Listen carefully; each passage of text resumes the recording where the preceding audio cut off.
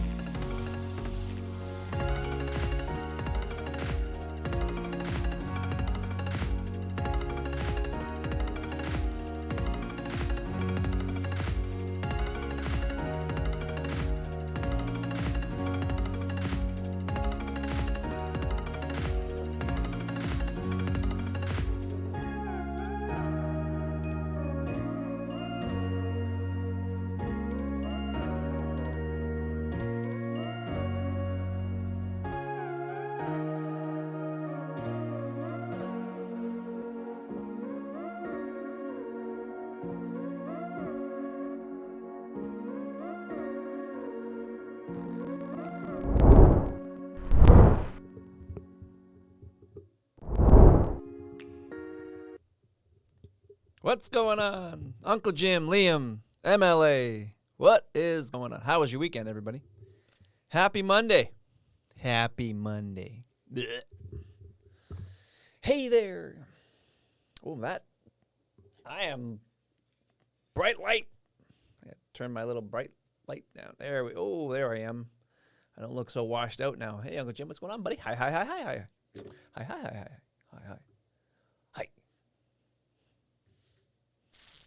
That's much better. Not so bright.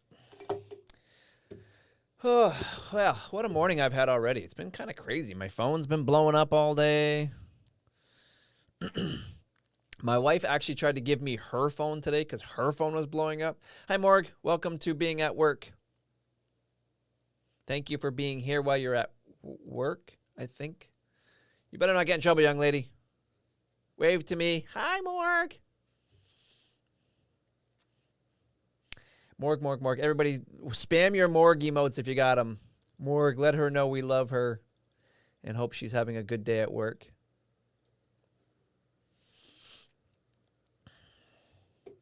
Because we all love the Morg memes. Yeah,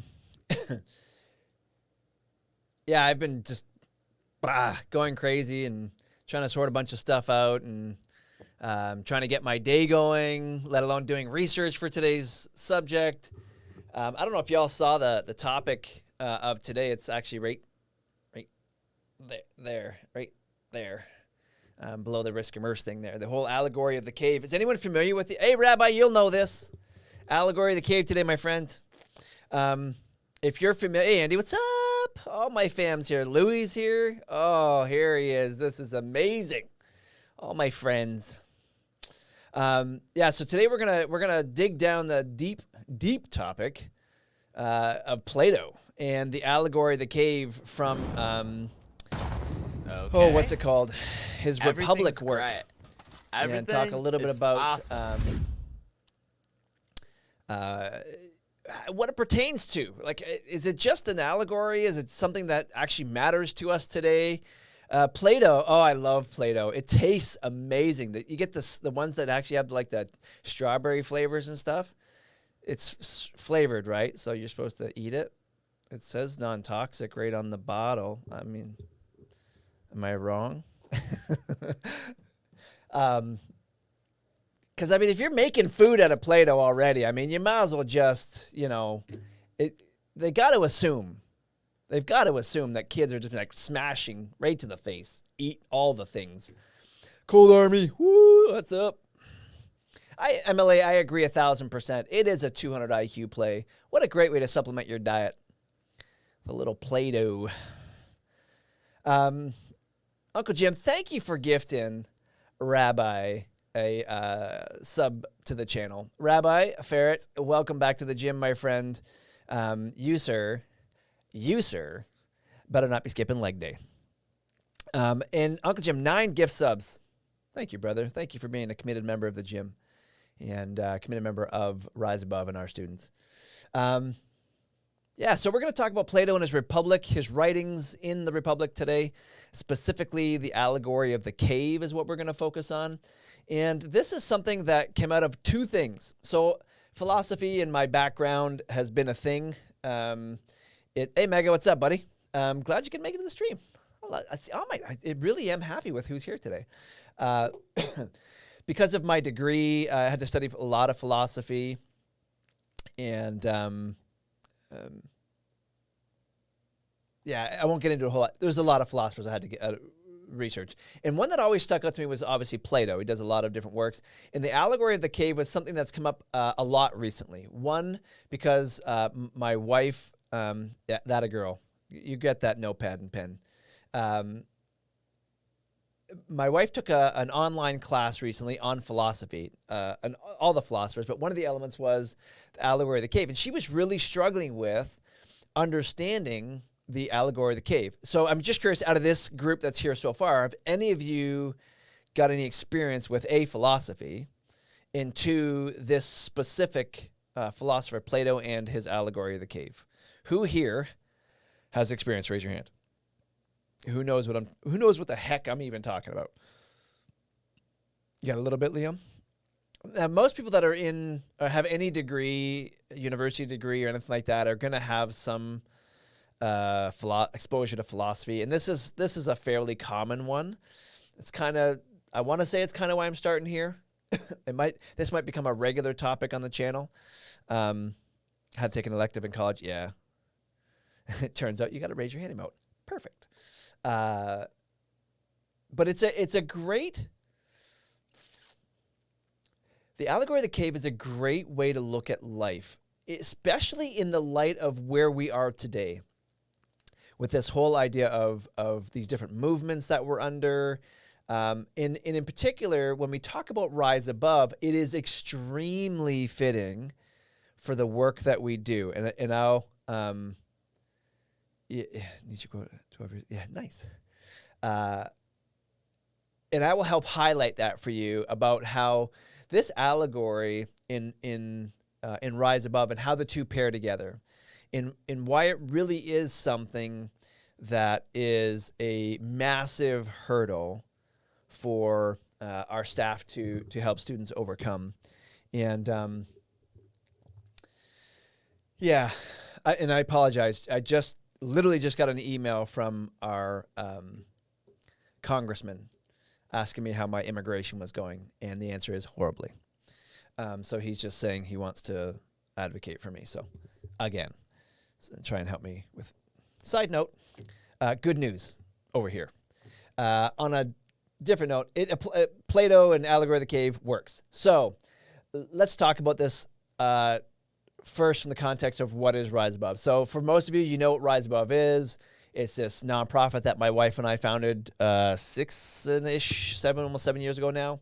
But I've been running it for 6 years. We work with really severely at-risk teens throughout Jackson County. Basically the throwaway kids, the 1% of the 1% that everyone's just kind of like, I'm done with you guys. I can't deal with your nonsense and whatnot. You know, you're not going to change your stripes. You're just always going to be that kid. And so what we said is, no, they're not a throwaway. It's an understanding thing. It's a relationship thing. And if you give me enough time with these kids, I'll get them to trust me to a place where I can help them overcome whatever the thing is that you threw them out for. And so when you think of the Allegory of the Cave, as we go along talking about the Allegory of the Cave, I want you to keep this in mind. I want you to think about every difficult conversation you've ever had where you tried to help somebody understand the benefit of a change of thought, a benefit to a new direction, and they fought you tooth and nail for it. I want you to really think about every argument you've had where you had to convince somebody of a new truth. You follow what I'm saying now? And this is honestly what we do here at Rise Above every day. So I'm gonna work through it quickly. You need to follow along. It's Plato, not Play-Doh. It's Plato with a T-O. So it can be tough. I'm going to read it pretty verbatim, but shrunk down a little bit. I'm going to use somebody else's kind of writings, not his specifically, and I'll give credit. It's off of a philosopher's website, philosophizer.com, if you're interested in following along. But that's the beauty of this MLA. It really is a very, what I would call a simple concept from a philosophy standpoint. Some philosophy is like, oh my gosh, it's such big brain stuff.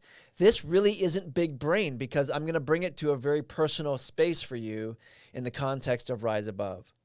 So really I'm going to boil this down to a summary and a meaning for you guys. And it will make a ton of sense, I pray. So again, I gave you permission to say stop, just write stop in there, and I'll stop reading where I'm at and then ask your question as we go. Don't worry about interrupting. Don't worry about asking. Any question is acceptable through this because I want you to grasp this. I think it's an important space to be in today. And I think it's something that when you get this and truly understand it, it'll help to give you some clarity on some other things. A, on why you're having difficulty getting people to understand you on this eureka moment you may have had. And B, why you think somebody might be having difficulty getting you to understand something they've had a eureka moment on. So The allegory of the cave. So the allegory of the cave is basically a theory that was put forward by Plato concerning how we perceive things, how we look at the world, how we tend to put blinders on. And in this, Plato is basically saying that knowledge is really gained through our senses: touch, taste, smell, all that stuff. What we know of the world is from our senses. It's about freaking time, Jim. Cannot believe you're just now following me. So offended. But thank you for the follow. I love it. Welcome to the gym. Jim. See how that... Anyways. In that by using our senses, it can be equated to nothing more than an opinion. That, because we haven't arrived at it through any concrete truths. Uncle Jim the Tank, what? And you're suddenly a different Uncle Jim the Jank. It's a completely different Uncle Jim. That's too funny. I'm Tim. Thank you very much. Uncle Tim the Jank. That's too funny. So basically, what he's saying is that you can't perceive reality just through your senses. So it's very important that we think outside the box. So the allegory of the cave. In the allegory of the cave, Plato distinguishes, and I'm reading this verbatim from this, just so you know, this part anyways. He distinguishes between people who mistake sensory knowledge for truth, and versus people who really see truth. You understand the difference? So one is how I perceive the world versus how the world actually is. And he's saying that we can't know how the world actually is by simply using our senses. Taste, touch, smell, all that kind of stuff. So the cave. Here we are. Imagine a cave. And in the cave there are 3 prisoners. And these prisoners are tied to a rock. Their arms and legs and even their heads are bound so that they cannot move or look around at anything. The only thing they can see is a stone wall in front of them. Right? And let me see if I can do this here. Hold on a second. How am I going to do this? Let me see. I'll do that. And then I'll do this.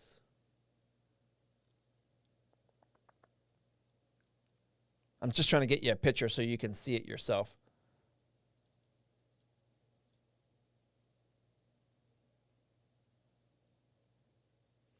Nice. I want to get a nice big picture for you. Yeah, this will work. So let me put this up on the screen for you guys. Screen share. What's up, Joe Cool? Thanks for popping in, buddy.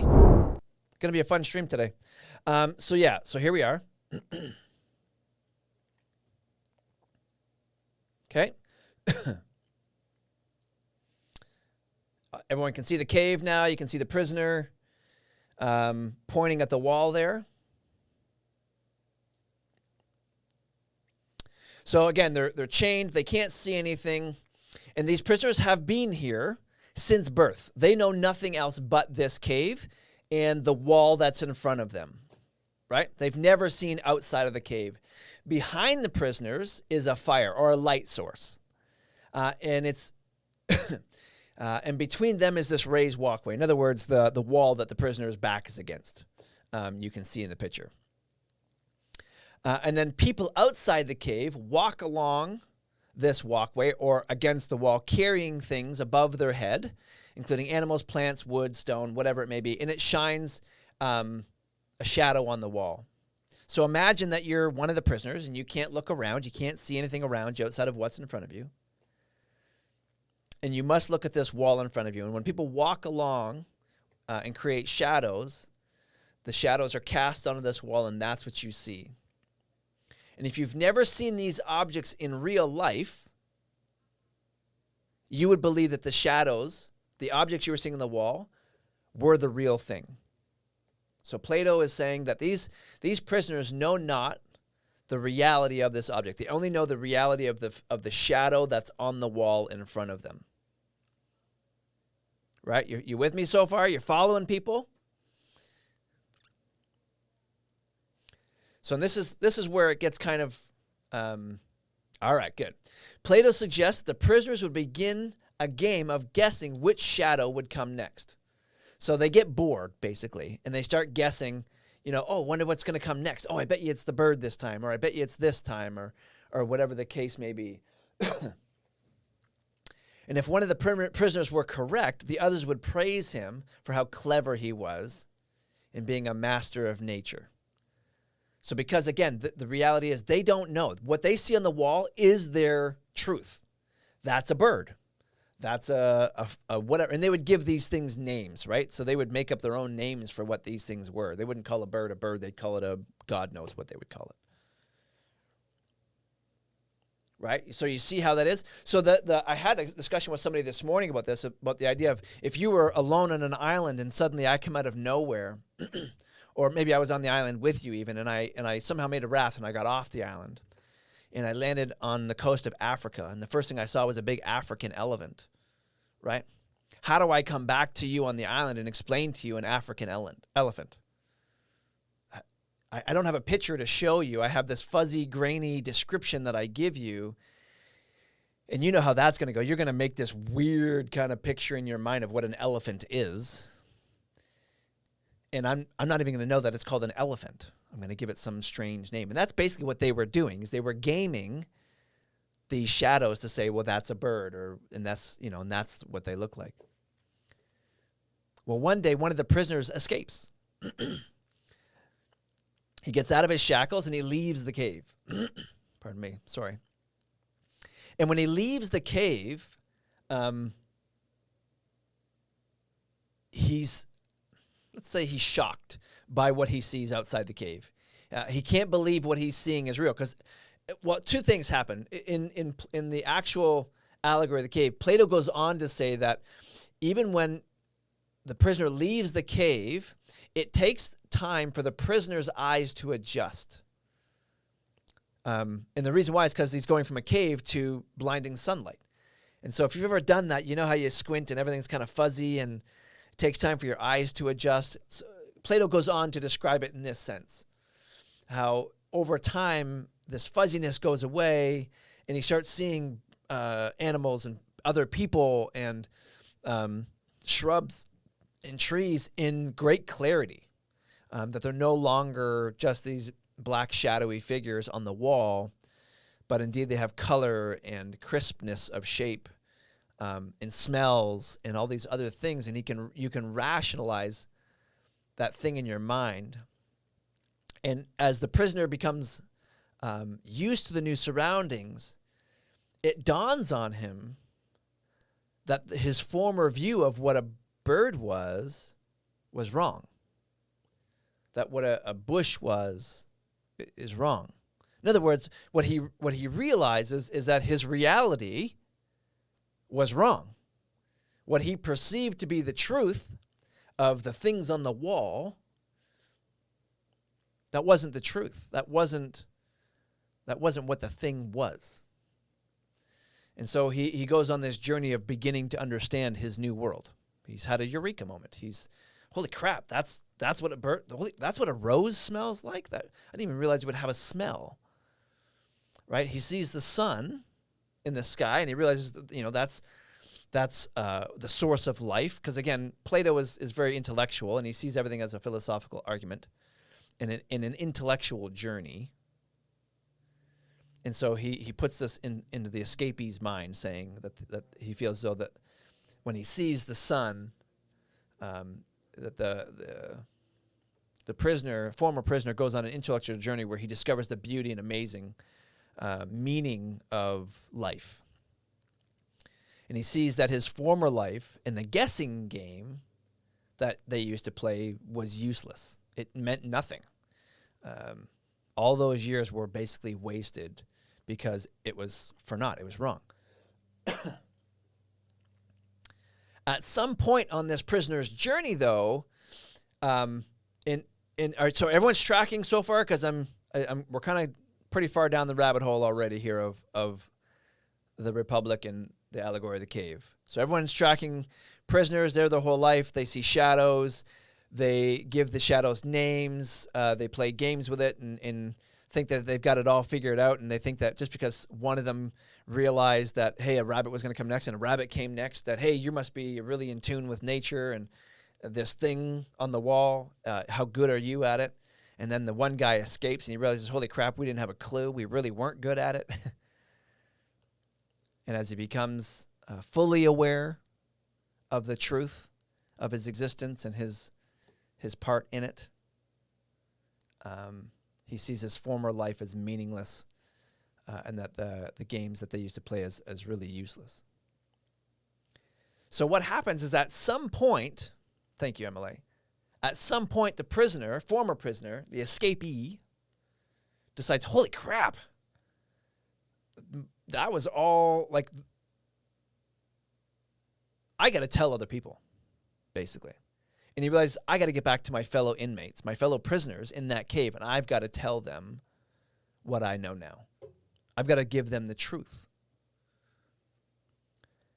So he goes back to the cave, and he starts to tell the people in the cave this new reality. You know, I got out of the cave. When I got out of the cave, this is what I saw. This is what I smelled. And now remember that these people still have their back to the cave. They still don't know what's going on. Oh, PUBG Pirate rating. Thank you, buddy. Welcome, everybody that's in. I appreciate you doing that, PUBG. Hope you're having a good day. Hope you had a great weekend, Mr. Pirate. I should have started with that with Army Matey. Halftime. Hey, what's up, buddy? Thank you for supporting PUBG Pirate Halftime. That was awesome. That is awesome. We're talking philosophy, my friend. We're going deep. Talking Plato and the Allegory of the Cave from his writings in the Republic. It's pretty interesting stuff. If you don't know much about it, it's a fairly quick read. It's fairly easy to grasp, but has wide-ranging implications to how you think think about life and the conversations you have. So basically, get back to what I was saying. So this prisoner decides, oh my gosh, this revelation, this is crazy what's happened. Let's go. I'm going to go back and tell all my former buddies in the cave. Goes back to the cave, and he starts telling all his buddies about the bushes and the birds and the smells and the sun and this great revelation of how the sun affects the world and makes things grow and all this kind of stuff. And what happens is incredible. The other prisoners don't believe him. As a matter of fact, that they're so upset with him that they threaten to kill him. They're so mad. Like, what are you doing in here? You're just trying to get us killed. You're telling us all these lies. If you try to set us free, basically, from where we're at, you're going to endanger us. And so they say, if you do that, we're going to kill you.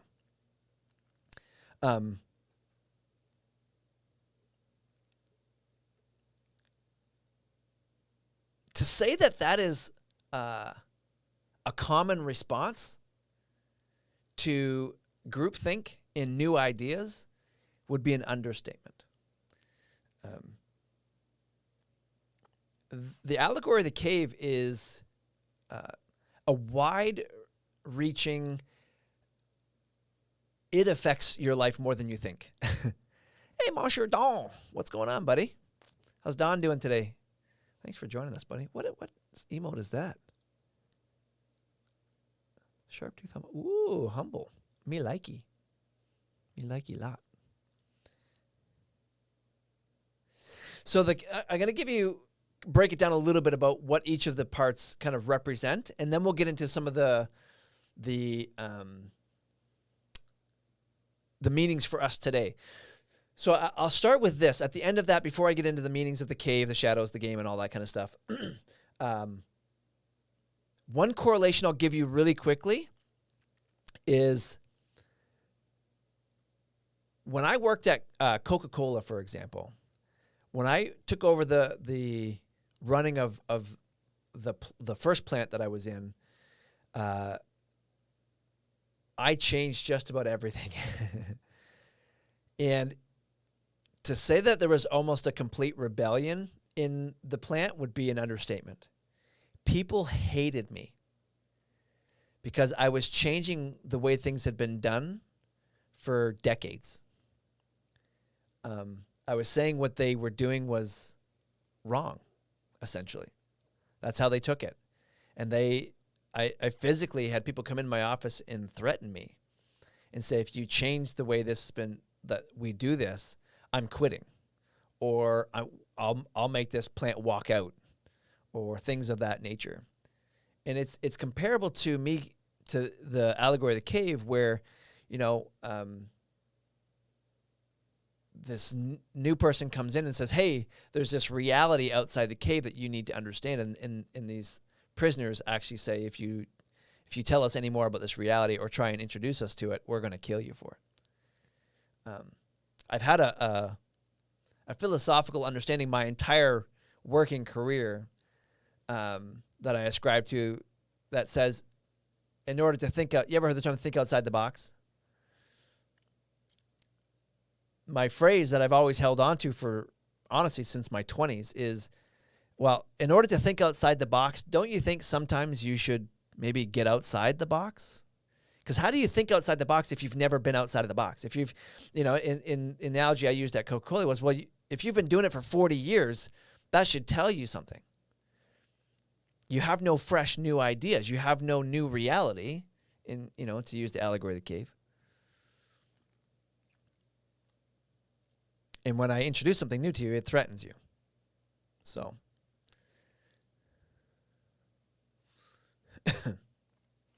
Any questions so far? It's pretty straightforward so far. Good. So let's get into the philosophical side of things. What does the cave represent? In the theory, the cave represents people who believe that knowledge comes strictly from what we see and hear. Well, this is what I know. This is what I've always known. Empirical evidence. Well, we've never been, trucks get out on time every day, so what's the problem?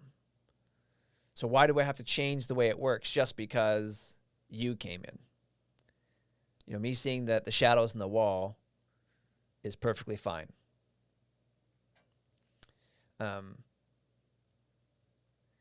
Empirical evidence, right? What isn't broke, don't fix it. The cave itself shows us that believers in this empirical data, this idea of, it's just the way it is and we like it this way.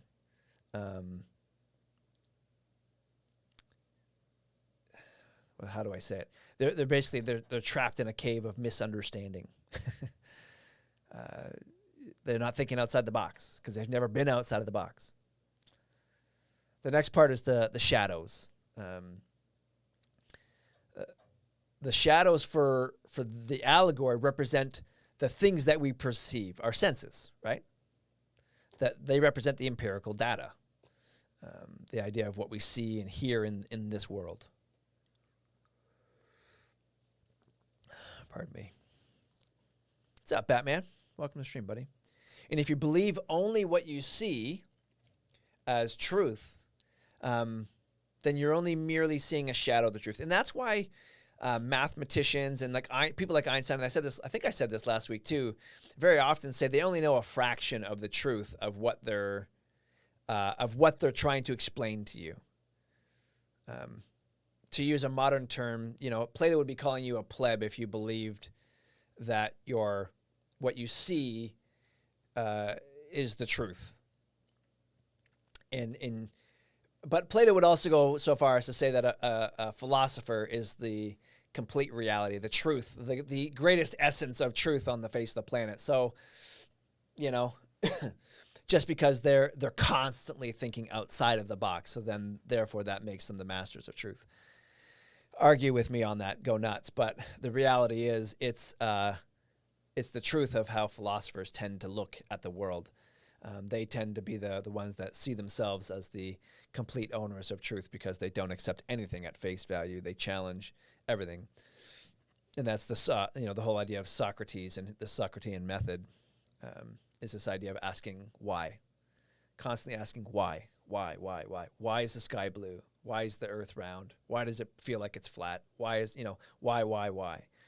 And that's why philosophers call themselves the true seekers of truth, as opposed to those who rely on just our senses, right? What's up? There's a snowstorm warning to New York City. What a terrible time for shorts on. Oh, gee whiz. Here we go with the Reddit jokes. So then we get to, so we have the cave, the shadow. Now we have to talk about the game. So the prisoners would play a game where they would name, sorry, I'm skipping over that because I don't want to get into it. Still a good joke. And thank you for sharing again today. The game that the prisoners would play, in that they would try and guess which thing was going to come across the screen next, is interesting because we do it all the time. The game represents how people believe that one person can be a master of something. That just because you have a certain amount of knowledge of the empirical world and how, an engine works, you can be a master mechanic. But the allegory of the cave, what Plato is basically saying is that he's making fun of those masters, and that the reality is they don't actually know what the hell they're talking about. They really don't know any truth at all, is the way a lot of other critics will talk about this. They suggest that it's ridiculous to admire somebody like this. Right? Just because you can look at something that's red and go, see, that's red, doesn't make you a master of anything, basically. So the game is really just to make a mockery of those who use empirical data or reality of the empirical world to describe the world. Make sense? That went a little bit deeper, but still reasonable. So then we need to talk about the escape, the prisoner who actually leaves the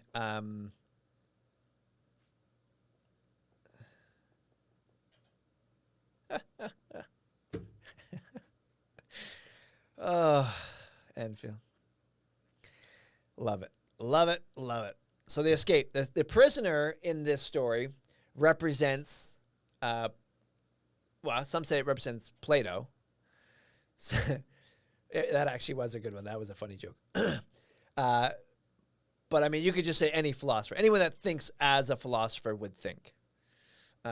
One who seeks knowledge outside of the normal reality, the normal empirical world of the senses. And in the leaving of the cave and looking up in the sky, the sun itself represents truth. That represents philosophical knowledge. And when you have understanding, again, that in itself is a philosophical thing, but in his intellectual journey, the realization that things aren't just these fuzzy black and white pictures on the wall, that journey that he goes on represents the philosopher journey of finding out truth in wisdom that you do when you look at things like the allegory of the cave and whatnot. And then the return, so then the last piece of this, and the prisoner's reaction represents people who are scared of the truth. When the philosopher, the one who has gone on the journey already, comes back and tells the others the philosophical truths, the deeper understanding of reality in the world, and how the truth is that in the world, even today, most people just don't trust philosophers.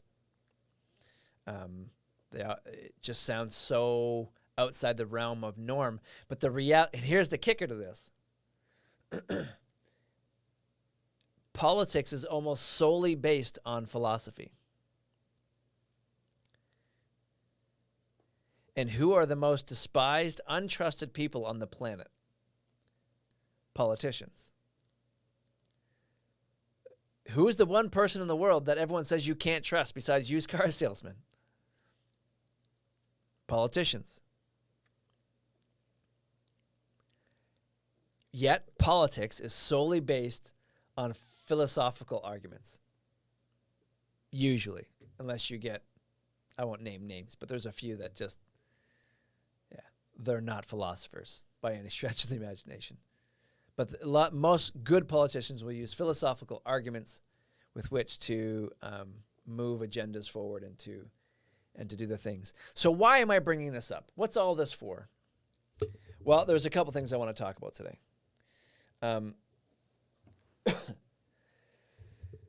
Obviously, in the context of the work that I do here at Rise Above, no problem, Rabbi. You just missed everything. It's okay. You weren't called on in class. But the reality is, every day here at Rise Above, just meaning of life stuff. No, not a big deal. Every day, the reality is students come in having been looking at shadows their entire lives, having been shackled in some way, that when they come in here, or even when they go into like a school principal's office, and the principal says, you just need to stop doing X, Y, Z. It's no different than the escapee prisoner coming back into the cave and saying to the other prisoners, you need to stop looking at the shadows in the wall as reality and know that the new reality is X, Y, Z. It's just not that simple. Let's see if I can give you a different picture here of the cave as well, so you can kind of get a good understanding of what some other artists perceive the reality to be.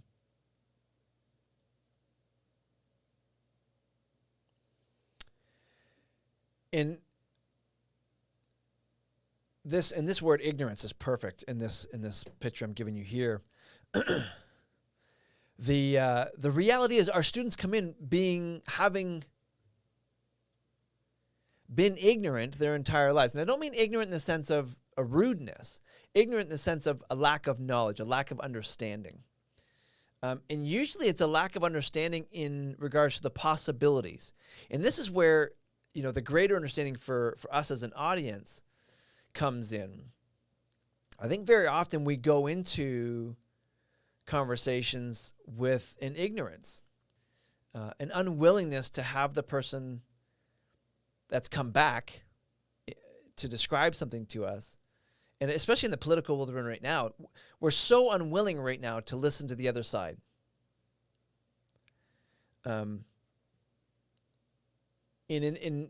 When you get somebody who is emotionally stressed, who is emotionally naive, who has trauma, this only gets exacerbated to a large extent with the students we serve. It gets harder and harder to convince them of a reality, a different reality from. They can't bring it into their mind to think that it could be different. And in the Allegory of the Cave, the reality is what he's trying to tell them is that it could be better. He's not coming in saying, oh, if you go out there, it's worse. He's coming in excited to tell them, oh my gosh, it's so much better out there. Just come here, I'll unhook you and we can go look. And they fight him tooth and nail. He's saying it's better and they don't want to go. The reality of what we're doing here at Rise Above is the exact same reality. Every day we show up, we say to the kids another day of it can be better. Tomorrow can be better. The hard part, I don't know, a Freudian slip maybe. The hard part for them is much like when the guy first, the escapee left the cave at first, his eyes hurt, it was painful. He didn't see everything right away. It was even worse than when he was in the cave. Things were even more unclear initially when he first left the cave.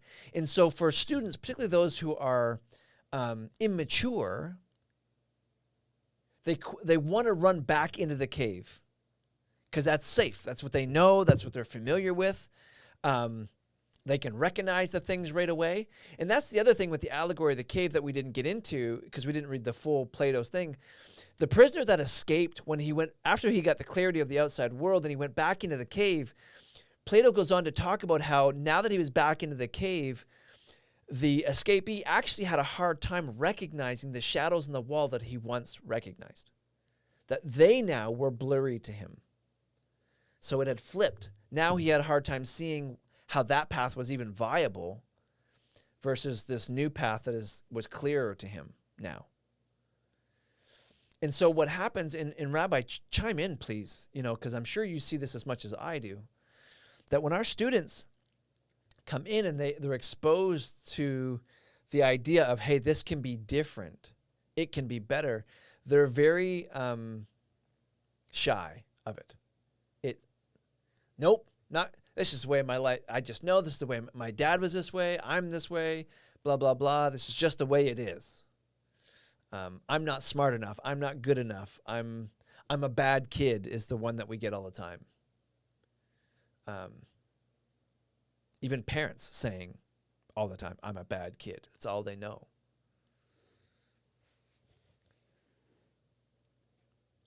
And then when you ask them to start changing their thought process, when you ask them to start looking at things through a different lens, and that uncomfortableness of adjusting, to use the allegory of the cave analogy, that adjusting of the eyes, the adjusting of the thought process, all those things hurt. They're uncomfortable.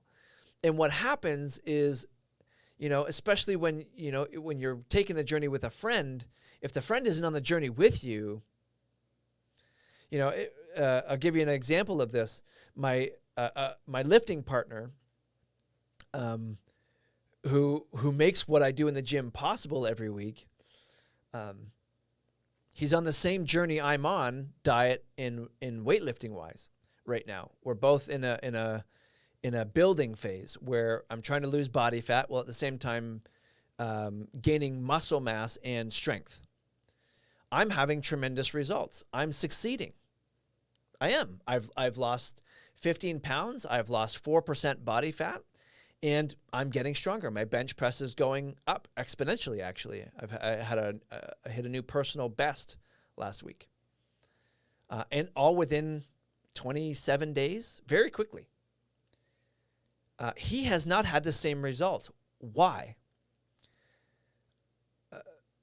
In my house, my amazing wife, when I decided to go on this journey, decided to take the journey with me. She's on the same or similar diet.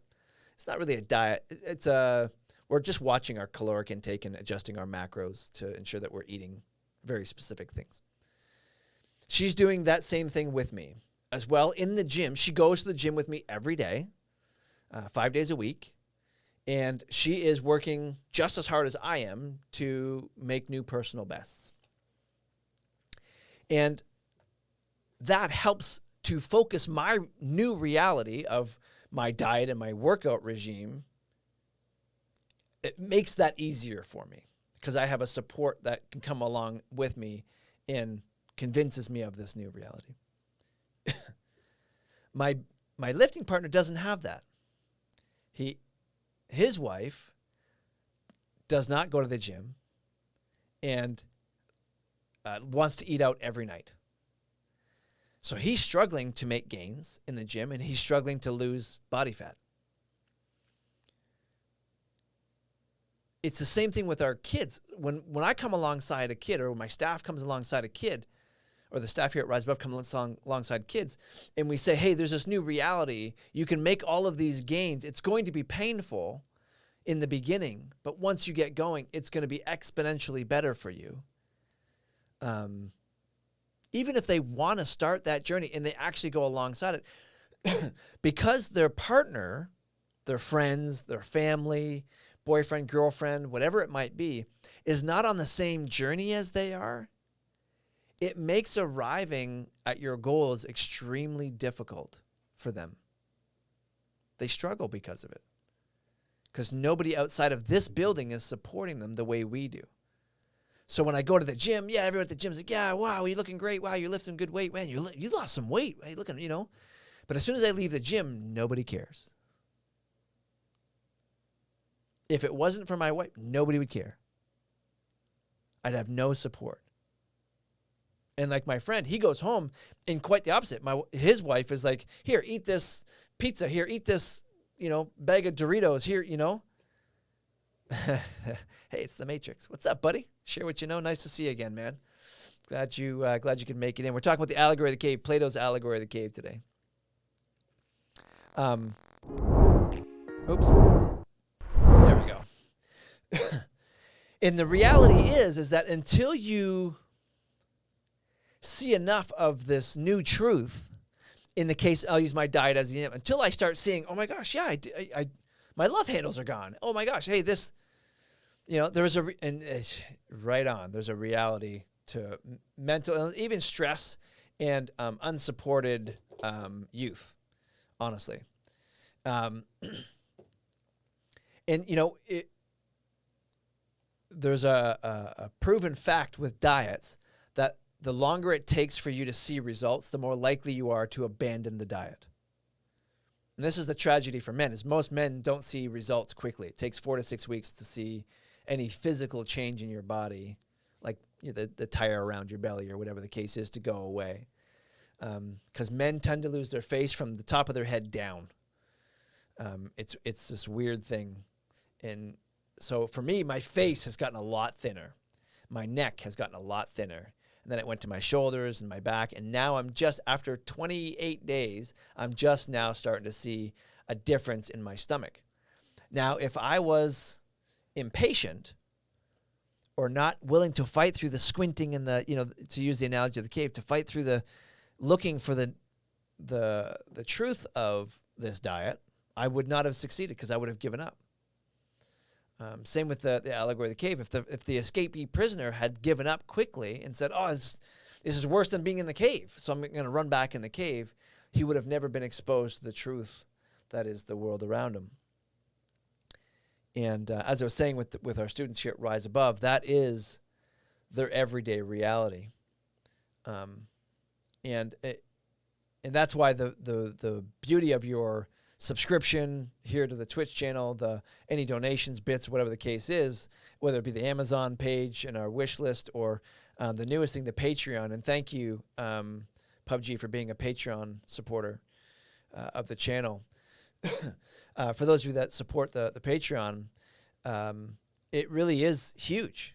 Any amount that continues the ongoing effort of supporting these kids to get them to a place where they can have their own leaving the cave moment and have this revelation. Because as soon as you have a revelation, you can't help but become a spokesperson. You go from being a doubter to being, what's up, Millsy? Welcome to the stream, buddy. Thanks for tuning in.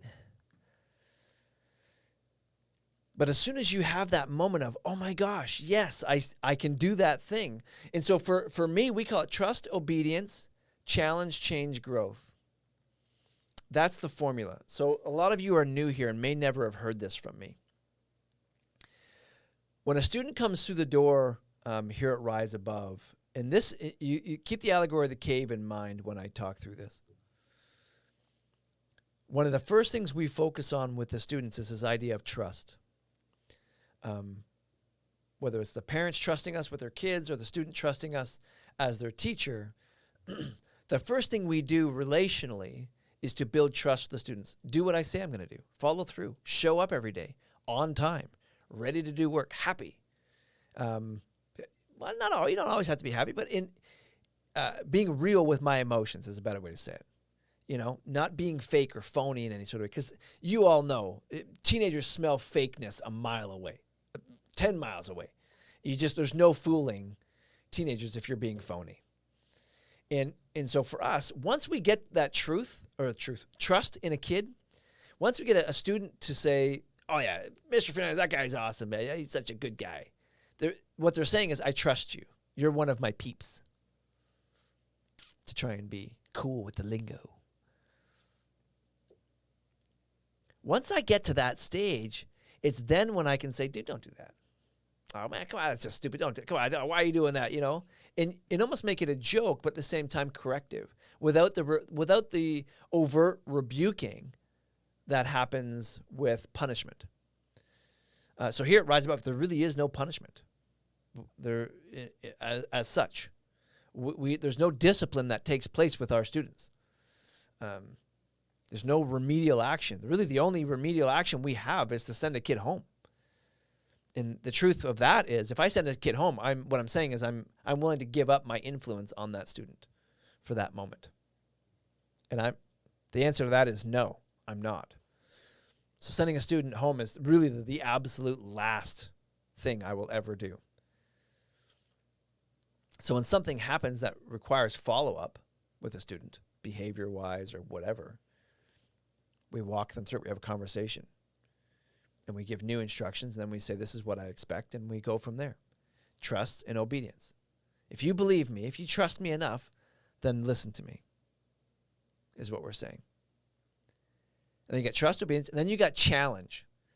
So when I say if you trust me and you listen to me, you notice that word challenge is next? There's a reason for that, because if you do those two things, trust and listen to me, it's not going to be easy. It's the same thing with leaving the cave. The reality is if you leave, it's going to be challenging. It's going to hurt. There's going to be pain involved. It's going to be challenging. Your eyes are going to need time to adjust.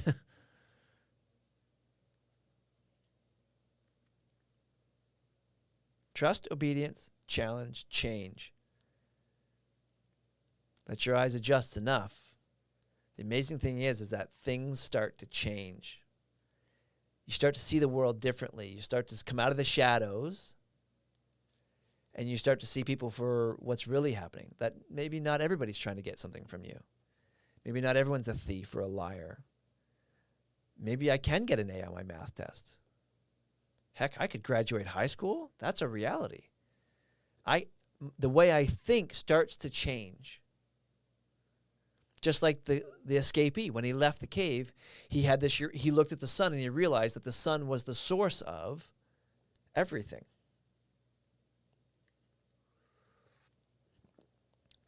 The food, the plants, all that stuff. He changed his thought. Suddenly he realized he wasn't as in control. He wasn't as masterful as he thought he was to guess the next shadowy figure that was going to come by. Right? That he needed to depend on others. And that's our students, 100%. They got to get to a point where they realize, okay, I can't do this on my own. I actually do need your help. I'm not as masterful as I thought I was of my destiny.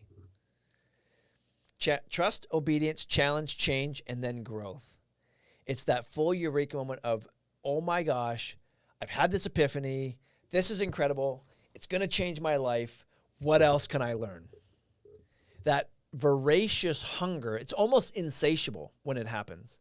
And you can't help, if you've ever had this moment, if you're a born again believer, Christian, who's new to the faith, you have this experience. You have a eureka moment where you just have this, oh my gosh, they talk about how, you have this innate desire to go and tell everybody about this new thing that you've discovered. And how very often, everyone thinks they're going to go into ministry and do all these things. It's the same thing with academics. It's the same thing with philosophy. It's the same thing with politics. It's the same thing with everything. That when you have this eureka moment, you have an explosion of growth. You have a deep, deep desire suddenly to learn as much about it as possible. I had a similar experience recently when I got into just war, the concept, the philosophical concept of just war. What is just war? And when the knowledge of just war, especially from a theological perspective, hit me, you could not stop me for seeing it in everything. And you couldn't stop me from doing research or looking things up or trying to find, I was trying to find it in everything. And it was a bit unhealthy at one point, to be honest with you. But, and it's the same thing with our students, is that when they have that moment, of growth where they go, oh my gosh, I get it. Two things usually happen. One, their personality flips in the sense that they suddenly become pretty happy kids. They get really excited for coming to school because they realize that they can do it. It's not painful anymore. I'm not going to get in trouble today. I can actually do the math test today. You understand what I'm saying to you? And what happens is they suddenly become advocates to other students. It's a crazy thing. I've had students that in the interview said, I really don't want to be here. I'll do it, but I'm not going to like it. Who at some point in their career here at Rise Above, when new students come in, will try and convince another student, oh, these people are great. You'll love it here. It's because they've gotten to that growth thing. And they're running back into the cave, trying to tell the others, oh my gosh, there's this thing outside. You're going to love it. It looks like, it smells like this. The reality of it is this. It's not just that thing that you're afraid of. And everybody that comes in, new student-wise, is skeptical. Who are you? What are you trying to say to me? What's going on? Who's that guy? Why is he in charge? Everybody is the prisoner chained to the wall, saying, I'm not buying it. Until they themselves have the opportunity to escape the prison. And the reality is some will never, and this is the tragedy.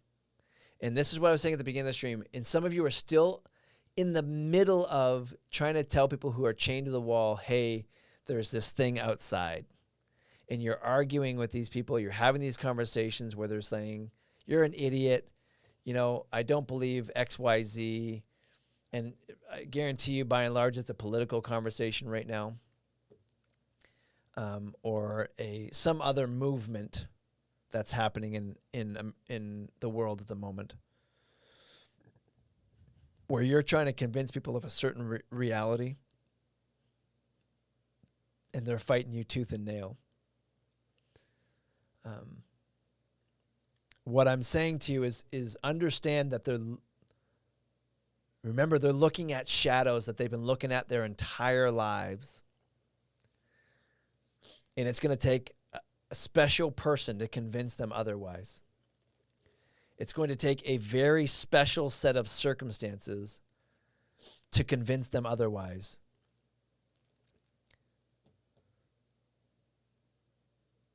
You following me? It could be your husband, your wife, boyfriend, girlfriend, son, daughter, teacher, father, mother, who knows? But I caveat this to you. Be prepared for one thing. And this is what can hurt the most. Be prepared to lose the fight.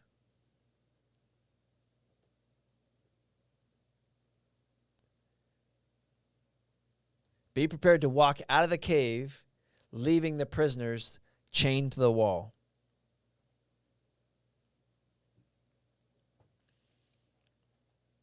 The line of work that we're in is extremely difficult. Convincing people of a new reality, it's an Everest of a climb. It does not happen easily. It comes through depth of relationship, and that's why Rise Above has a four pillar of relationship model. One, relationships come first. We'll sacrifice everything to ensure that our relational needs are met with our students first before anything else. Donor obligations, political obligations, academic obligations, you name it. My first concern is, are you okay? You're good? All right. Now we can work with that other crap. Relationships come first. And you, again, a lot of you are newer, so you may not have heard these from me before. The second one is that we believe our relationships need to be unique. So in order for me to convince Millsy of a certain truth, I may need to use a different method or different language or different diagram or different people to help me describe it to Millsy versus trying to describe it to Rabbi or to Don or to PUBG Pirate or anybody. I have to treat each person I approach with the same problem differently. I can't assume that the same playbook is going to work on everybody for many different reasons. Personality differences, likes and dislikes, philosophical backgrounds, where you're from, upbringing, traumatic experiences, socioeconomics, any number of things. It will all dictate the method or mode that you have to use to help bring people into a new reality. I've been tortured for going into the cave, and I've gone through a whole bunch of more crap too. I haven't quit on them though. The master has failed more times than the beginner has even tried. Exactly. That's not, where's that from? That sounds, I know you got the last part in quotes, but it sounds like something I've actually read somewhere before. If you know where it's from, just throw it in chat so everyone can look it up and go from there. But yeah, it's so true. Share what you know. So you've got relationships first. Relationships are unique in the sense that, again, the approach I'm going to take is very different. I'm not going to treat my wife necessarily the same way I treat my daughter, or my daughter the same way I treat my wife. And then the third one is this idea of sharing my relationships. It gets back to, again, this idea that I may, because of who I am and any bias that you have towards me, I may never be the right person to ever bring you into this reality, to ever bring the truth. Hey, Tribal, what's up, buddy? To ever bring you to a point where you understand the blessing of what I'm trying to give you, the beauty of what I'm trying to give you. But yet, if I introduce you to one of my friends and the personality is different, or the approach is different, or the tone of voice is different, even how I look, the reality is we're fickle people, right? Even how I look could determine whether or not you're willing to receive a message, a given message. Right? There's whole studies that have been done on the delivery of a topic by just how somebody looks, how they're dressed, whether they're in a suit and tie, whether they're in dress casual, whether they're in, what do you call it? Like board shorts, type of thing. Will determine whether an audience takes the speaker seriously enough to believe the message, fully hear the message, and or utilize the message, no matter what the content is. How am I doing, Charlie? I'm doing great, buddy. Good to see you as well. Hope you've been doing well. Happy Monday. You ever heard of the Allegory of the Cave, Tribal? It's a philosophical argument from Plato, talking about philosophy and philosophers. I'm going to try and bring up a few different things over the next few months. You've been through hell and back. Sorry to hear. Personally, professionally, socially, all of the above, maybe. and honestly, Don, that's the thing. There's truth to that. Some people very well might believe a hobo over a guy in a suit, and vice versa. Right? Hey, you know this shirt, TA? Yeah, buddy. You got to rep sometimes, For those of you that don't know, Air Max, great streamer, amazing Escape from Tarkov player. All the above. Well, Tribal, I appreciate you coming in today, buddy, and I hope things are starting to move in a direction that's beneficial for you and those around you, buddy. And again, you know how to get in touch with me. Anything I can do to support one way or the other, I'm always happy to do that. Hey, Baron, what's up, buddy?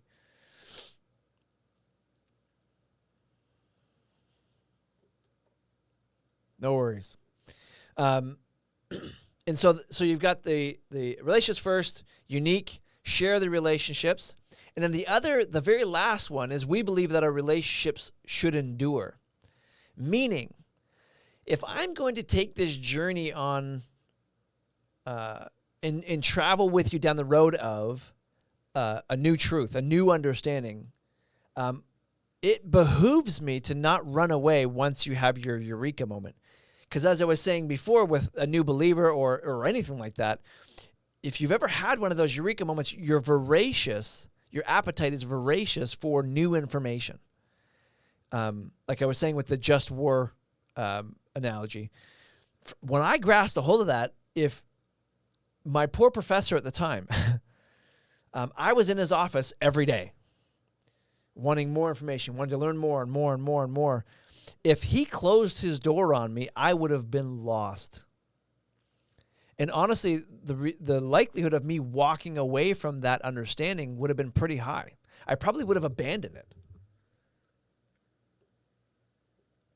And so it's absolutely critical, again, from the standpoint of our students, and anybody you're having this conversation with, is to not give up.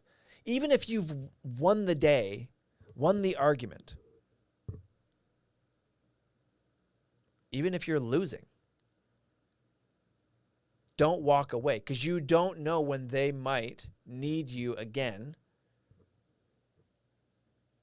When a conversation you had 2 months ago might pop into their brain, and suddenly they go, oh, that's what they meant.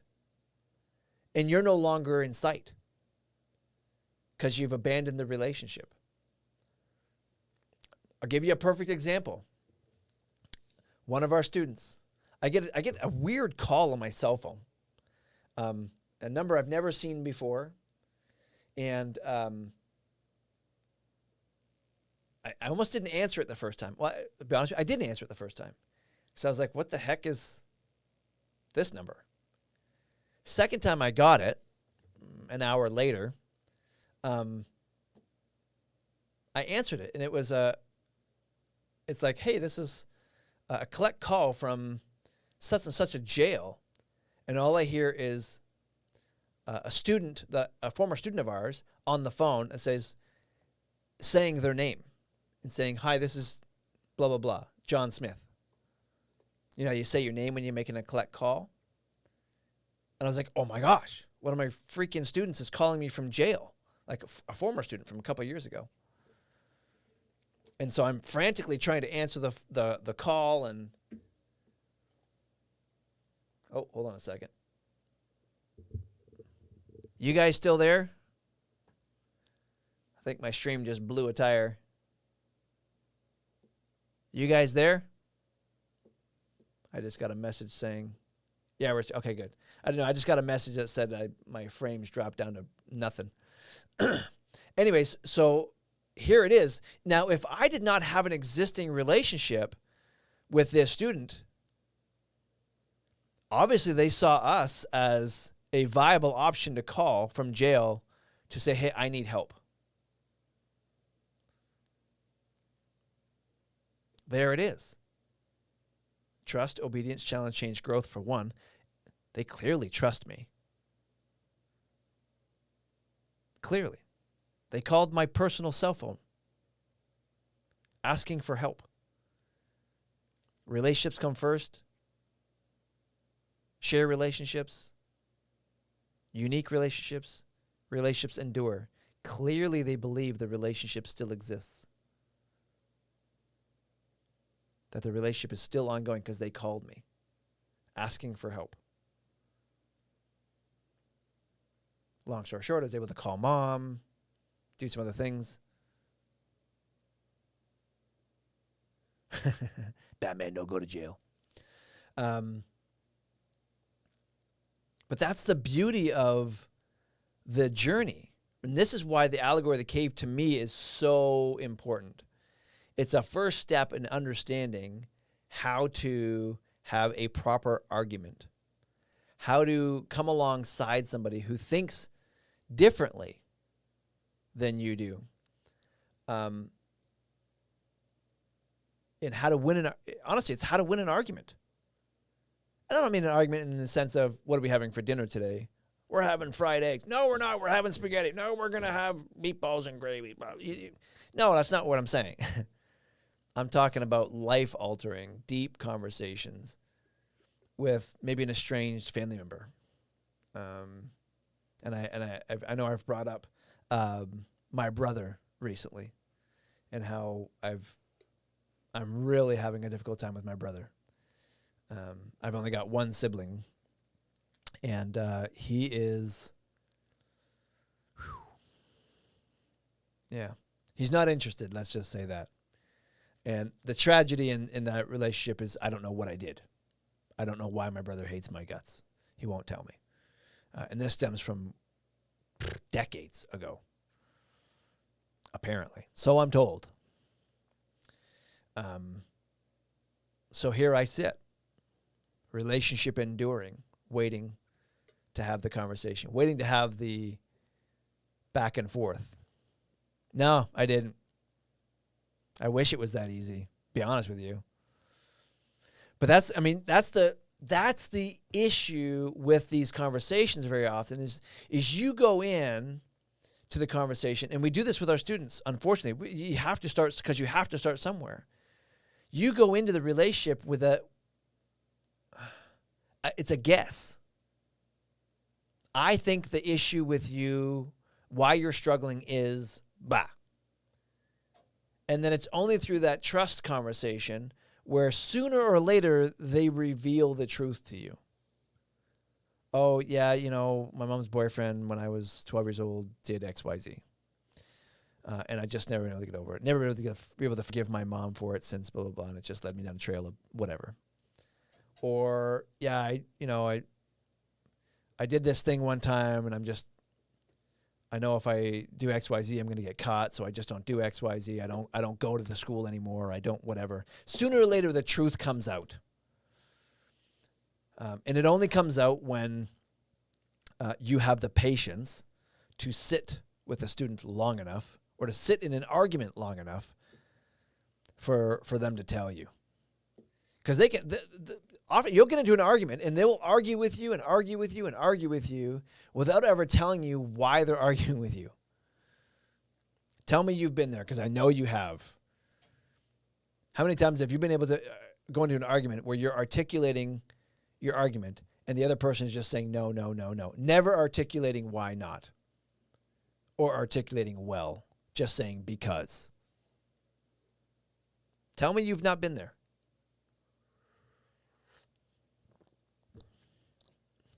We all have. We've all been in those arguments where somebody just says, because I don't like it.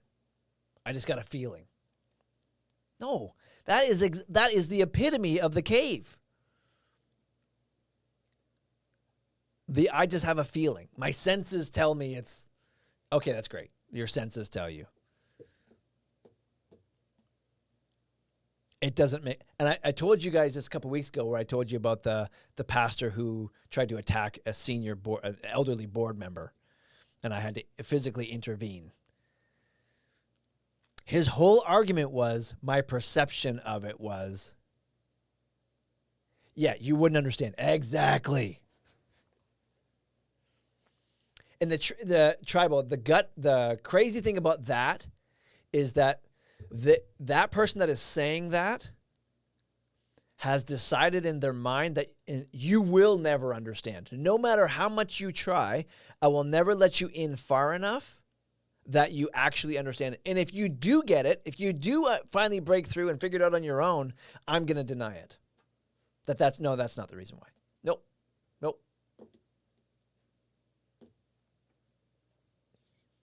I can't tell you how many times I've been across that bridge.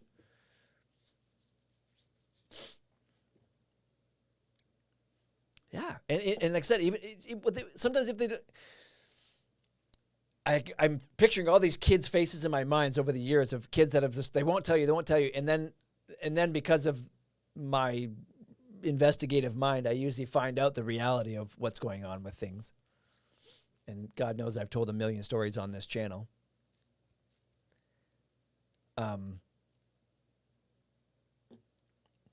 They still make up other stories to mask the reality. And it's all based in fear. Again, the allegory of the cave. The reason why they did not want to leave the cave is because they feared leaving the cave. It's not that they didn't believe what could be. They feared what could be. Even in pain, in suffering, we can get comfortable. You believe that? Even in misery, you can get comfortable.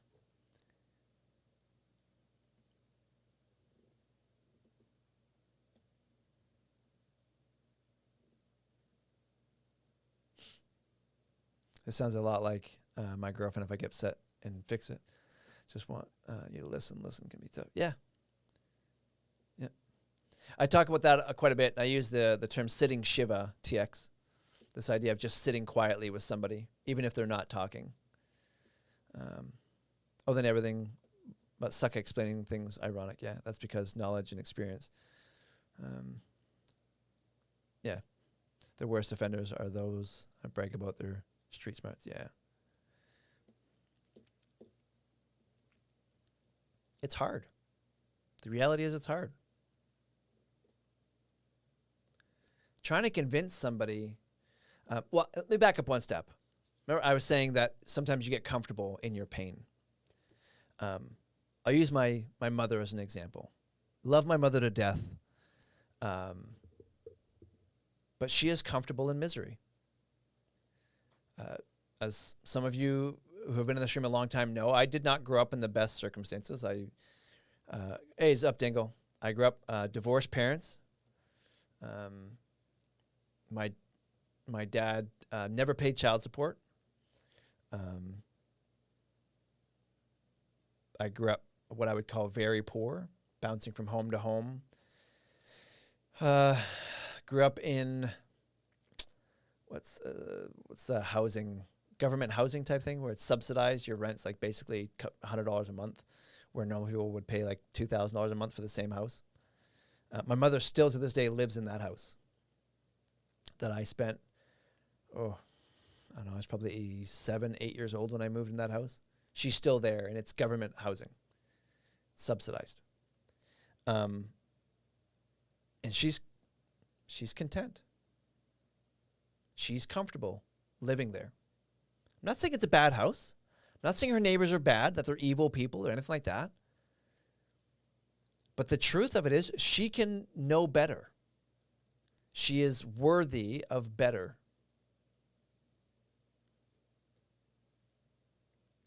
She is quick to cite the lack of funds in the bank when I talk to her.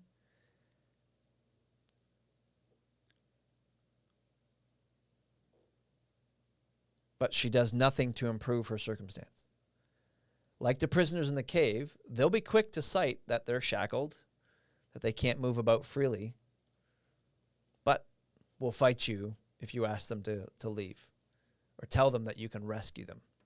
If only they would do these things and take these steps that are going to be a smidge painful, that will take some time to adjust to, that will be a challenge. They may not threaten your life, but odds are they're going to fight you tooth and nail for it. And for me, the reality for me, you know what the fight tooth and nail is for me and my mom? And I tried my best not to say mum there because I'm Canadian and I want to say mum all the time. She is an extremely heavy smoker. And when you are already flat broke and are an extremely heavy smoker in Canada, half of your government allowance is going to go to cigarettes. Because cigarettes in Canada are ridiculously expensive. Ridiculously expensive. And for someone that complains about money and not having as much as she does, and again, I love my mom to death. This is a great example, so I'm going to use it because it's my life.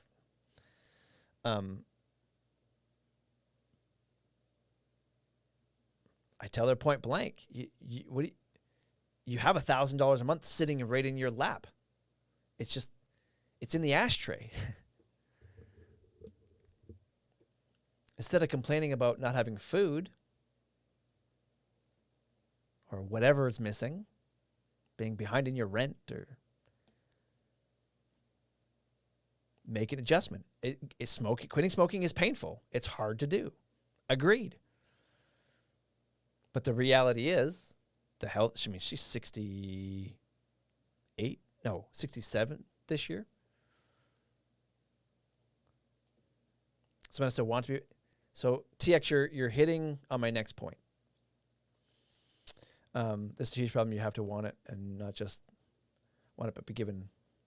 The biggest and most frustrating problem is that one of the shadows has a literal delusion and lies to the rest. It's often the lack of knowledge. Well, it's not that it's deceptive, and it is a delusion in the sense that because you're so convinced, and the delusion is internal. It's not that the shadow is lying to you. The shadow is just a shadow. The delusion comes from within. It's you saying to yourself that that's all it can ever be. It can never be anything more than the thing that's in front of me. That couldn't possibly be something that has texture to it or smell or, some other organic element to it that's beyond what my current understanding is. That's where the delusion comes in. Share what you know. But TX, to your point, and Baron for agreeing, when a student comes to rise above, there is one criteria for acceptance into the programs. Yeah, no problem, Baron. Take it easy, buddy. That's all we do, man. Spread wisdom around here. When a student comes to rise above, there is one criteria for acceptance. And you've all heard me say it before if you've been here long enough. That acceptance is a desire to be here. You have to want it. It's a big 2-hour-long interview usually. But at the end of the interview, after we've said all our spiel and kind of asked several questions that are more or less asked just to gauge a student's willingness to participate with me, or in this case, Nick, the area manager that works here with me. It all comes down to the question of, do you want to do this? And if the student says no, then the answer from us is no. We're not going to go on the journey. We're going to agree today that you're not ready to leave the cave. Essentially is what we're saying. and then if they say yes, what we're saying is not necessarily that you're willing to leave the cave, but you're willing to at least consider leaving the cave. That you're willing to at least journey with me long enough that I can introduce the thought of maybe taking the shackles off one hand first. And then maybe next week we'll talk about maybe the second shackle, remove it. Then you have some freedom and you can play in the dirt a little bit. And then maybe we talk about the next shackle, we remove the one off the neck. And then, hey, maybe I show you what the puppets look like that are making the shadows. I show you what one looks like, and then you go, okay, that's not as scary as I thought it was. And then finally, after many weeks, months, and sometimes very quickly, we get a student to the point where we say, hey, you know what? Why don't you come out of the cave with me? Let's go have a look. That's what we're talking about. That's what you're doing. When you have the argument with somebody, very often we try and win the argument right there on the spot.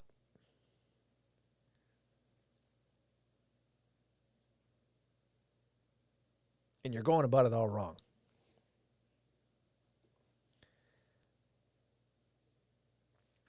In the allegory of the cave, for me, the one part of the story I would change from a Plato standpoint is the escapee's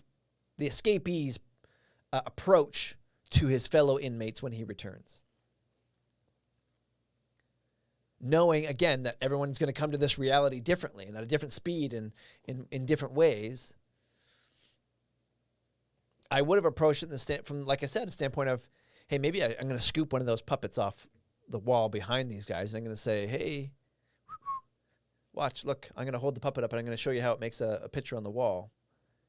And maybe that'll have a eureka moment for somebody, and maybe not. And then maybe I'll introduce a mirror, right? Because they had mirrors back then, and I can show you what's behind you with the mirror because you're still shackled.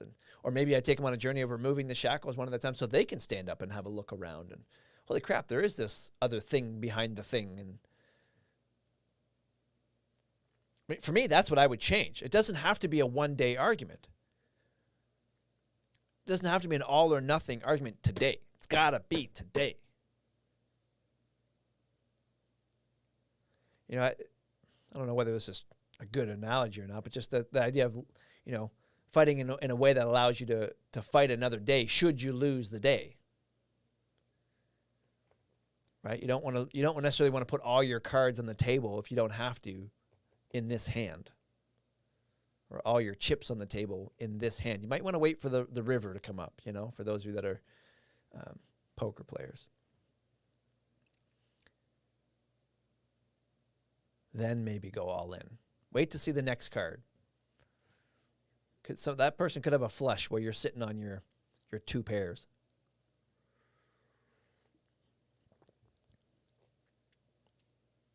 Or vice versa.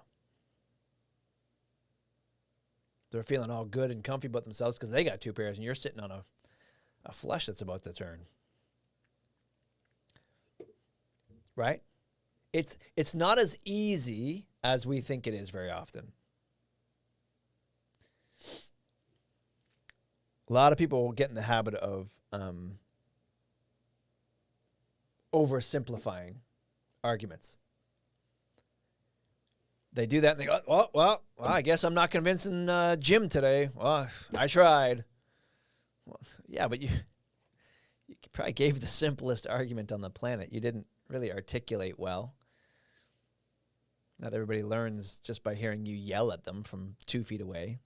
Some people might want you to draw a picture. Some people might want some rationalization. Some people might want a third opinion. Yeah, that's a great argument, but it's just your argument. Who else thinks the way you do? That's a real thing. That's, again, why one of the 4 pillars is sharing of relationships. I want to bring other reputable people in to this person's life to speak the same truth.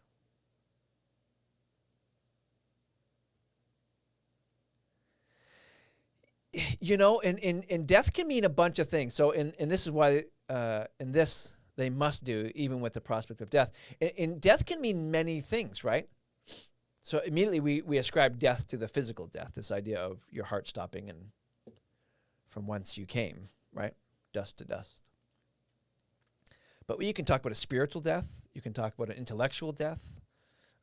Yes, a physical death. There are all kinds of deaths.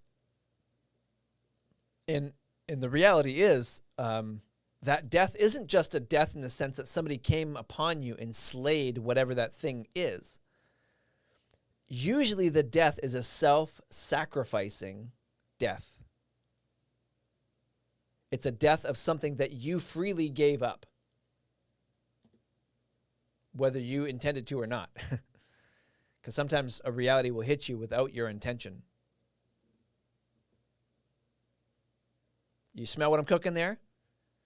So share what you know. That's a great point. That therein lies the conversation I was having earlier about fear. Is right? Because everybody has this mortality mindset. This is where faith comes from. This is where, that and this deep desire for relationship and to be loved is to love and to be loved. But everybody has this understanding of mortality. Some more than others, because just by nature, some people think about it more than others do.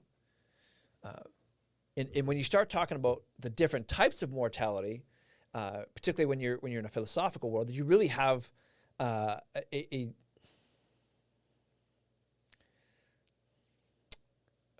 really reframes your argument. Because when you realize or when you understand that, your argument is an argument against fear as opposed to an argument against knowledge of something. Because again, you're not arguing wisdom, right? So wisdom is experience of knowledge. When you call somebody wise, it's because it's not just they know something. The reality is they've experienced something. That's what makes somebody wise. So I can read a lot of books on how to fix cars, but that doesn't make me wise on how to fix cars. I just realized you had on the CCC shirt today. You have yours on too. Yeah, creme de la creme club, baby. Love me some Air Max. And Dingo, thank you for continuing to support Air Max. He's such a good guy. If there's anyone on Twitch that deserves to be partnered, that guy's getting the short end of the stick. The guy's a legend. He's on every freaking day. Has a good average viewer count. It's frustrating. Anyways. You know, and in the midst of suffering, so even take Air Max as an example, you can really convince yourself over time, if you've been in the hole long enough, even if you knew the reality of the outside world at one point, if you get in the cave long enough, you can forget about what you knew. You can become a cave dweller, even if you were an outsider before.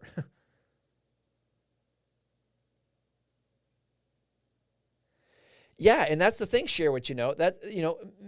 You can read a book, and I can talk about pressures and the importance of vacuum and in proper voltage and how all these things work. But if you don't understand what a proper engine's supposed to sound like, or if you don't understand the function of tension on certain parts, or what it means if you have a vacuum leak, I don't care if you know where the vacuum hose is.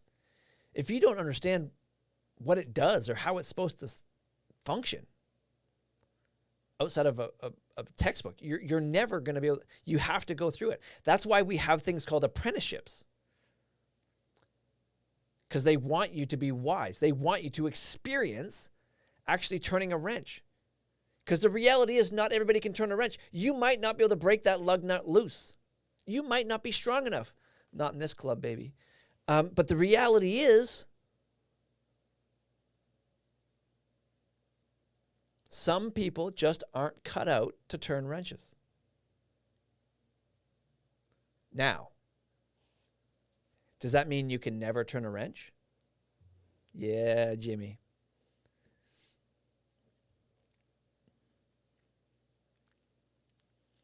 Does that mean you can never turn? Just because today you're not strong enough to break a lug nut loose, does that mean you can never break a lug nut loose? No, that's not what it means at all. The reality is, you can go to the gym. Hey, we're at the gym, baby. Let's go lift some weights. Let's get swole. I'm going to break me some lug nuts loose.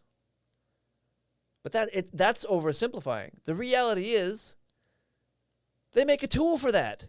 It's called an impact gun. You don't have to just ratchet that sucker off. But if you just read a book about turning lug nuts, and the book that you pick up doesn't talk about air wrenches or torque converters or things of that nature that amplify torque applied or pressure applied, you're never going to know that there's a better way. You're never going to understand how leverage works, that I can get a breaker bar, that I can add a length of pipe to a breaker bar. There are a million ways to take a lug nut off. But going back to what you guys were saying earlier, if you're stuck, if your mindset is stuck on it can never be any different, or your mindset is knowledge is all I need, I never need to experience X, Y, Z. The reality is you'll never fully understand the reality of the world. You'll never understand that there are things that when you get outside the cave, that there are these other things. Like our society is complex, and we teach our students that they can just fix it. Like go to a milk shop and see how far that you can get with it. It's like what you're going to do. You're like a chimp with a wrench, whack. Oh, look, it's better. It's not better. Yeah, Jordan Peterson's got some great comments. I'm glad Jordan Peterson's feeling better and he's coming back into the world again, because that boy's got some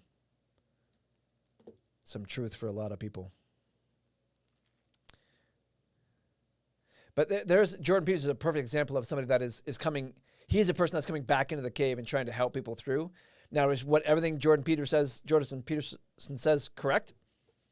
At times, I don't feel like it is, but I could be still chained in the cave for all I know.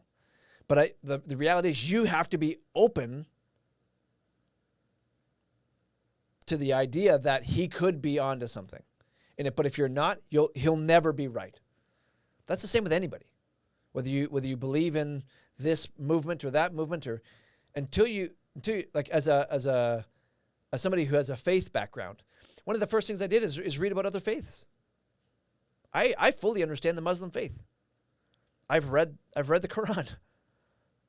I understand Hinduism. I understand different philosophical arguments. And share what you know, I was an airborne paramedic. I flew around in helicopters. I wasn't necessarily a pilot by any stretch of the imagination, but I was in helicopters for 5 years. Well, let me rephrase that, 3 years. I was in the Army for just over 5 years. I mean, yeah, I completely get it. And if you're naive, if all you rely on is your knowledge, you're lost. Absolutely lost.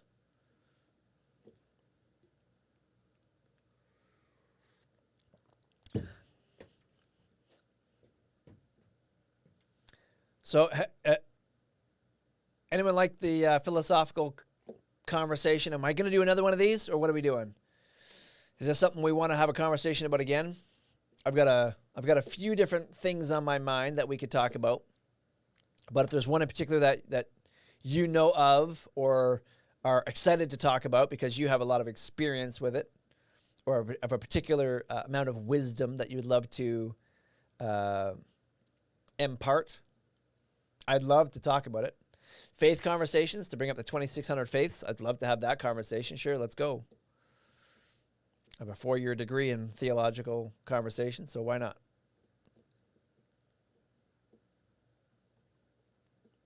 Or we can do something fun. What's the next topic? Because I think I've beat the crap out of the allegory of the cave. I don't think we need to go any deeper. You like the philosophical conversations, Jim? But so let me ask you that. That's a great point. So the conversation today, did this go over your head, honestly? Was I able to take the allegory of the cave and bring it to a place where you got it?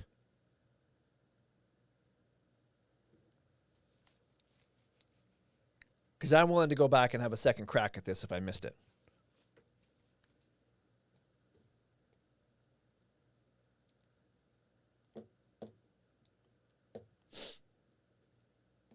Because this stuff's, the philosophical arguments and viewpoints are important. Do you have to know them all? Do you have, like Jim says, I mean, I like it, and the reality is a lot of them, Descartes and all these guys, some of the stuff goes way over my head as well. But having a basic understanding of philosophical arguments and the approach that some people take, and honestly, when you get into it and you start having the conversations, whether you get it or not completely, it will, you'll start to recognize it as it crops up in daily conversations.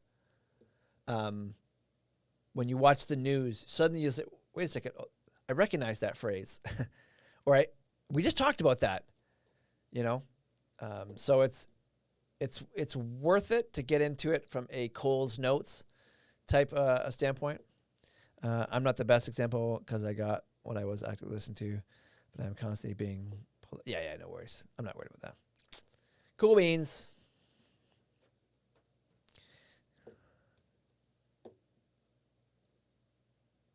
Yeah, the allegory of the cave is the allegory of the cave is the one I wanted to start with because I think it is the philosophical starting point for most people. In the idea there is be open-minded. Don't be so resistant to somebody comes in and says, "Hey, I have an idea, a new reality that you might want to explore." It's not hocus pocus that you're talking about. Trust me, I'm not a hocus pocus person at all. As a matter of fact, I don't like being sold a bag of perfume water. It's just not my thing. So you can keep your magic water over there. But at the end of the day, I do want to understand my world better. I do want to be able to articulate my thoughts in a way that help others understand. And that's the beauty of philosophy. It forces you to be creative in your verbiage. It forces you to be more articulate in your description of things. And Plato does a great job, almost too good of a job, because it's confusing at times because he adds so much information. So if you have a second, Google Allegory of the Cave and read Plato's Republic verbatim. It's not terribly long. It's pretty go specifically to that because the Republic is actually quite long. But go to the Allegory of the Cave and read it as it is written from Plato, obviously in English, and see the verbiage he uses. Understand how I condensed it, because I did condense it quite a bit. And you'll be surprised how much you actually will enjoy it, because it really forces you to use your creativity of your mind. Because remember, back then they didn't have iPads and computers and all these other graphic things. They drew in the dirt, right? Plato was a student of Socrates. Yeah, he's a big fan of asking the question why. Yeah, absolutely. So for those of you that don't know, Socrates, he was murdered by the state for his heresy, his challenging of the Senate, particularly, and hyssop tea is what they did back then. For those of you that don't know, you would actually have to execute yourself as one of the punishments. You were at home, you were imprisoned at home, and so Socrates died surrounded by his friends as they begged and pleaded with him not to drink this tea. And he had to commit suicide as his punishment for going against the state. And Plato was there when Socrates died. The amazing thing about Socrates and Plato is they don't have any of his writings, but yet he exists because other people wrote about him.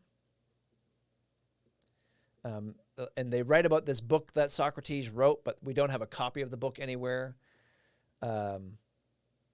It's quite crazy. And I often use Socrates as an example of how we'll believe certain things when there's no written history and only secondhand eyewitnesses that are decades and in some cases hundreds of years after. And yet we question things like Christianity. That has eyewitness accounts and many written correlations from other third-party people like other historians and whatnot that are very close to the time. As a matter of fact, in the time that would have been alive at the time of Jesus and the like. Theological thing, we can go down that road one day if you want as well. It's kind of interesting. It is actually really interesting to see how history allows some things without written context and yet not others. It's quite something. But yeah, Plato was a student of Socrates, and he actually carried on the method, Socrates' theological method, or philosophical method. What else do I want to say about that? Nothing. We'll leave it there. I think that's the stream today, boys and girls. I appreciate you all hanging out. I am going to bump you over to Air Max, I think, though. I want to raid my boy Air Max because, I loves me some Air Max. Hopefully he's still streaming. I want to thank everyone that came in today. PUBG Pirate, who rated me today. Uncle Tim, I should say, the Jank, with the follow. Uncle Jim gifting a sub to Rabbi. And for those of you who are now following me on Patreon, I will say this. Gift subs, bits, and all that stuff are for Rise Above. In all clarity, if you support me on Patreon, that is for Neil Fernandez. That I need help as well. It's the best way I can say it. My immigration issues, and as I've said to you before, has created some difficulties with me receiving a paycheck and some other things. So, yeah, just know that all your support, whether for the nonprofit or for me, is huge. And I want you to know that every bit of your support for Rise Above is greatly needed at this time. Love all you guys. Please hang around for a second to jump over to Air Max and drop a couple of emotes in there for him and let him know that we all think he should be partnered and made a regular streamer in the Twitch world from a partner standpoint. Bless all you guys, and we'll see you next Monday. Topic yet to be decided. Maybe another philosophical one. Probably not, but we'll see. And again, I remind you guys, for those of you that aren't aware, we have a Discord. Go on there and check things out so you know when we go live. Follow us on Twitch or Twitter. And, yeah, it's going to be good. I'll see you guys next Monday.